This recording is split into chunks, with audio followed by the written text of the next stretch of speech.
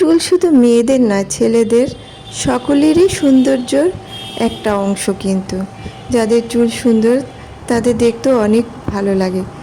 আপনার চুল কি রুক্ষ হয়ে গিয়েছে? তবে আজকে আমাকে ফলো করুন প্লিজ। 5 পিস ঢেঁড়স ছোট ছোট করে কেটে নিয়েছি। 2 চামচ চালের গুঁড়া, 1.5 কাপ পরিমাণ পানিতে ভিজিয়ে রাখছি। আর যে ঢেঁড়সগুলো আমি কেটেছিলাম সেই ঢেঁড়সটা ফুটাতে দিয়েছি, তাও 2 কাপ পানি দিয়ে। এরপর সিদ্ধ হয়ে যাওয়ার পর ব্লেন্ড করব, খুব ভালো করে ব্লেন্ড করব। ছেঁকে নিচ্ছি। ছেঁকে নেওয়ার পর আমি এটার সাথে সেই যে চালের গুঁড়াটা ভিজিয়ে রেখেছিলাম 1.5 কাপ পানিতে, সেটা মিক্সড করে দিলাম এবং জাল দিচ্ছি, গরম করছি হালকা আঁচে।